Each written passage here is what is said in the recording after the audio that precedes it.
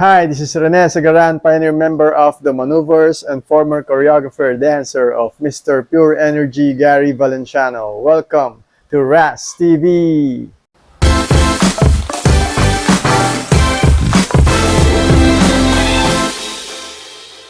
Oh guys, naka-move on na ba lahat ng 18 sa kick-off concert ng SB19 sa Philippine Arena? Kasi ako medyo until now gusto ko pa rin isa-isahin yung mga highlights ng concert. Especially yung mga new songs nila dun sa EP ng Simula at Wakas.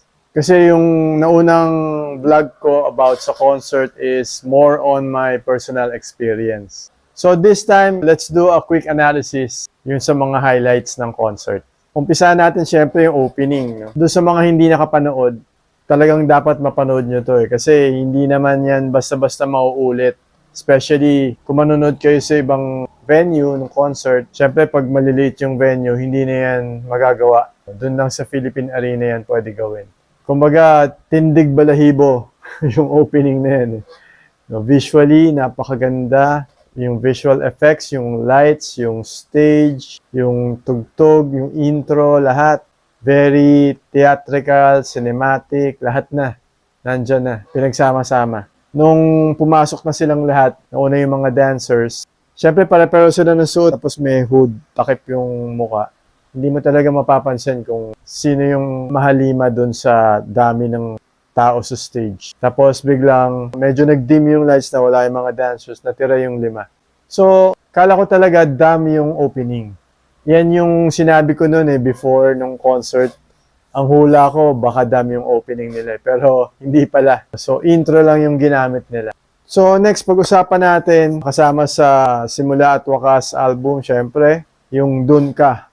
Alam naman natin, yung song na yan, ginawa para sa mga bashers. Kung di mo to gusto, doon ka sa tabi. So, yun talaga yung meaning niyan. Kung makikita mo, talagang grabe yung mga visual effects niyan, no? And yung malaking crab, di ba? Doon sa gitna. O kasi nga, crab mentality, no? Kung titignan nyo doon sa LED, no, yung crab, di ba, gumagano'n.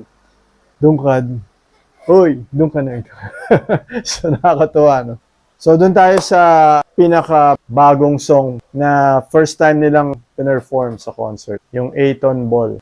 Doon sa rehearsals nila ng SB19, pinakita nila kung paano nila ginawa yung choreography. Actually, si Stel saka si Justin yung nagtulong sa choreography. And then, habang tinuturo nila yung choreo doon sa dancers, kasi nilagyan nila ng name yung mga dancers Kunyari, eto si Pablo, si Ken, si Josh. So, nilagyan nila ng pangalan para makita nila visually kung ano yung mga dapat i-adjust, kung okay na ba yung choreo. So, ang galing nung ginawa nila. And yung mga steps talagang pasok sa music and cute din ng mga ibang steps. No? Kumbaga, may recall. Tinitignan din nila kung kakayanin nilang kantahin at the same time. Kasi syempre, bago yan Bagong song, bagong steps. Tapos concert pa, first time gagawin.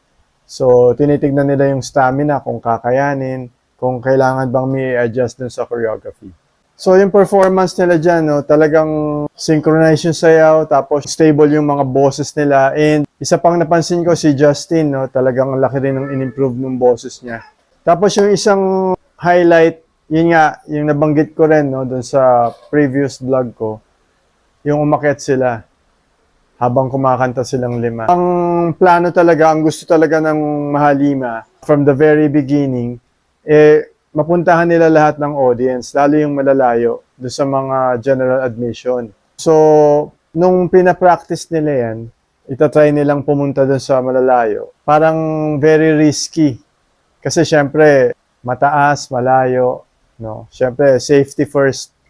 Mahirap na, baka may hindi mo masabi, may aksidenteng mangyari. Or pwede rin habang umaandar sila, may mahulog ng mga debris. Si Justin, madalas nahulugan ng mic. May mabitawan niya, may mabagsakan na audience. No? So yun, hindi na lang nila tinuloy for safety purposes. Tapos, syempre, yung Dam. Hindi ko na-expect na last song nila gagawin yan.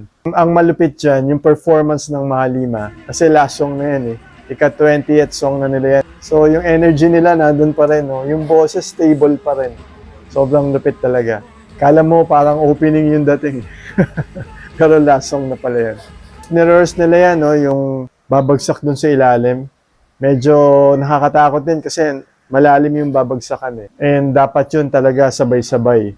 Pati yung mga dancers, no? Mawawala sila lahat. So, talagang perfect lahat. Sabi ng mga 18, no, nagkaroon sila ng PCD nung nanood sila ng concert. Ano ba yung PCD? Post-concert depression. Talagang hindi sila makaka-get over. Sabi nga, kung magkakaroon pa ng day 3, manonood pa rin daw sila.